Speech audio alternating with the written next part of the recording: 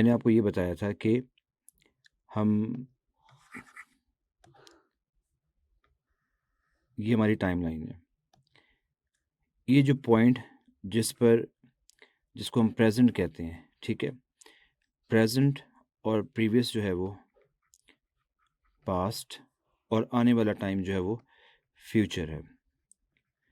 अभी जो आपका रिपोर्टिंग टाइम है ना, वो ये प्रेज़ेंट है, ठीक है? रिपोर्टिंग टाइम प्रेज़ेंट है। अब इसको एक दफ़ा ज़रा दोबारा समझ लें। रिपोर्टिंग टाइम जो आपका प्रेज़ेंट है, इसी के रेफ़रेंस से आप गुज़रे वक़्त को यस्टरडे कहेंगे, ठीक है? इसी के रेफ़रेंस से आप आने वाले नेक्स्ट डे को टुमारो के साथ मेंशन करेंगे, क्योंकि आपका जो रेफ़रेंस पॉइंट है वो ये प्रेज़ेंट है। अब ये जो आपका प्रेज़ेंट है और ये फ्यूचर है, ये हमेशा ऐसे तो नहीं रहेगा। टाइम जो है उसकी क्वालिटी क्या है कि वो आगे की तरफ जाता है, ठीक है? अब ये जो फ्यूचर जो अभी नहीं आया जी, वालेकुम अस्सलाम। लिखिए, आप कीजिए रिक्वेस्ट, मैं पढ़ता हूँ। जब टाइम आगे की तरफ जाएगा तो ये फ्यूचर जो अभी आया नहीं है, एक टाइम आएगा कि ये फ्यूचर भी आ जाएगा। अब हम एक और टाइमलाइन बनाते हैं और फिर इस बात को समझते हैं। अभी जो आज प्रेज़ेंट है, कल आने वाले दिन में जब हम पहुँचेंगे, तो ये प्रेज़ेंट क्या हो चुका होगा? ये प्रेज़ेंट आपका पास्ट बन जाएगा और ये जो फ्यूचर था, ठीक है? कल यानी कि जो आज हमारा है, कल की क्लास में हमने आज के दिन को डिस्कस किया था ना कि ये फ्यूचर है। लें, आज हम इस फ्यूचर में आ गए, तो अब ये हमारा क्या बन गया? ये हमारा प्रेज़ेंट बन गया और अब फिर एक फ्यूचर हमारा इंतज़ार कर रहा है। इस तरह से टाइम जो है वो मूव करता रहता है और हर प्रेज़ेंट जो है वो एक टाइम पर पास्ट बन जाता है और हर फ्यूचर एक टाइम पर प्रेज़ेंट बनता है। इसी तरह से ये चेन चलती जाती है। तो हम अपने जो भी एक्शन को देखते हैं, अब ये एक एक्शन हुआ, एक एक्शन ये हुआ। अगर आज रिपोर्टिंग टाइम के कॉन्टेक्स्ट में देखें, तो ये जो पहली डायग्राम में डायग्राम ए के अंदर जो पास्ट एक्शन है, ये पहले हुआ होगा और जो डायग्राम बी के अंदर ये एक्शन है, ये उसके बाद हुआ होगा।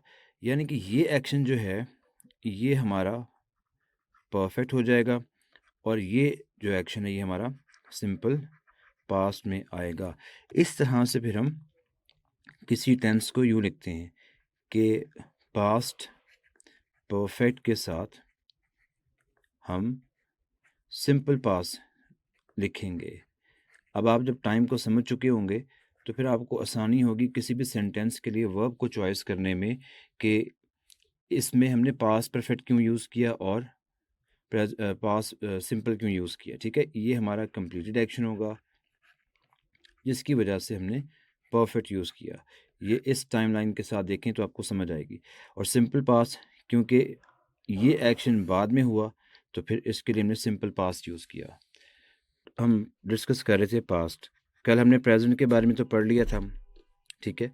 कि ट्रूथ के लिए होता है, परमानेंट सिचुएशन के लिए होता है। फिर हमने उसको ये भी इस पॉइंट ऑफ व्यू से भी देखा था कि वो फ्यूचर के लिए भी जो है वो यूज़ होता है।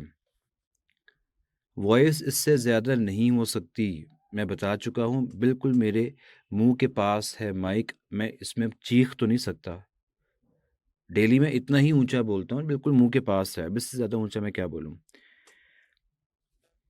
अच्छा जी, अब सबसे पहले जो पास्ट में कल आपके साथ एक पीडीएफ भी ग़ालिबन शेयर हो चुकी होगी, जिसमें मार्कर वर्ड्स लिखे हुए हैं टेंसेस के सामने।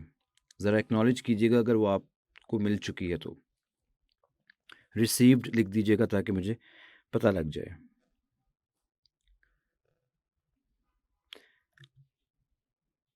अच्छा जी, सबसे पहले अब जो पास्ट हम यूज़ करते हैं, यानी कि पास्ट सिंपल, मैं यहाँ लिख देता हूँ, पास्ट सिंपल या आप इसको इंडेफ़िनिट कह लीजिए। इंडेफ़िनिट का मतलब यही है कि हमें इस काम के शुरू होने का नहीं पता है, ठीक है?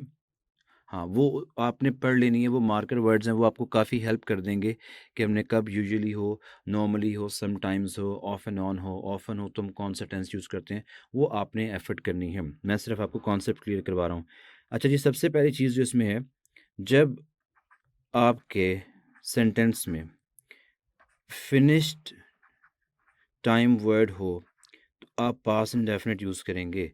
मैं इसको स्टार लगा रहा हूँ, फिनिश्ड टाइम वर्ड। कल के लेक्चर में आप में से किसी को याद है कि हमने अनफिनिश्ड टाइम वर्ड भी पढ़ा था? ग्रुप में रिसीव हो गया होगा। हमने कल के लेक्चर में ये पॉइंट कवर किया था। आज तो हम कह रहे हैं ना फिनिश्ड टाइम वर्ड। कल जो हमने पढ़ा था वो फिनिश्ड टाइम वर्ड नहीं था, वो अनफिनिश्ड टाइम वर्ड था। एग्जाम्पल मैं आपको देता हूँ, today, this week, yes, present perfect में। क्योंकि बच्चों जब हम कहते हैं ना टुडे, तो टुडे अभी दिन चल रहा है। Have you seen him today? क्या आज आपने उसे देखा? मतलब आज का दिन अभी चल रहा है, तो हमने उसमें यूज़ किया।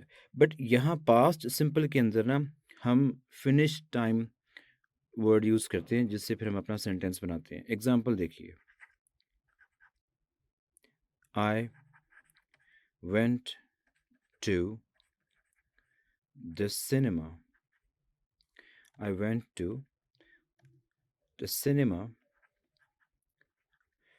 वैसे तो ये भी अ पास्ट एक्शन है, I went to the cinema, लेकिन अगर मैं इसके साथ एक वर्ड ऐड कर दूं, yesterday, तो क्या अभी भी yesterday चल रहा है?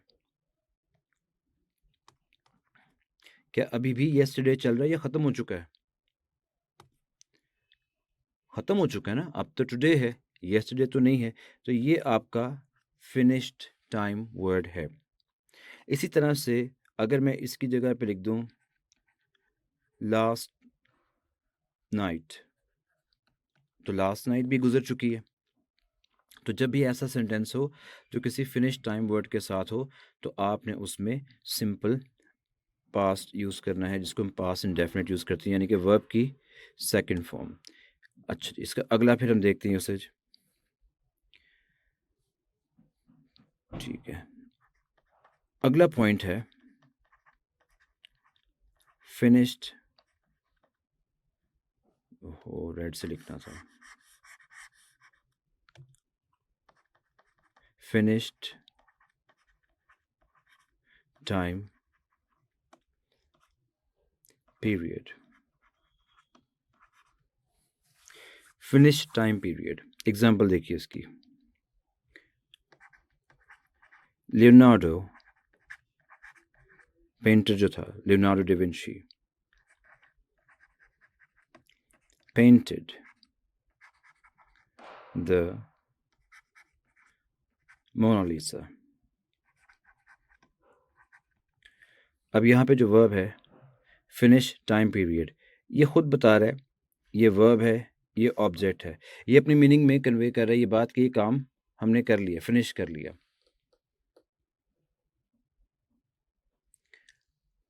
जो आपका, मेरा ख्याल आपके कोई ग्रुप बने होंगे, चल मैं पूछ के बताता हूँ आपको थोड़ी देर में कि किस ग्रुप के अंदर सेंड किए गए हैं। ठीक है, इसको हम ड्यू करते हैं क्वेश्चन को, मैं पूछ के बताऊंगा आपको। तो ये पॉइंट क्लियर हुआ कि ये काम जो है वो वन टाइम एक्टिविटी थी, ये हो चुकी है।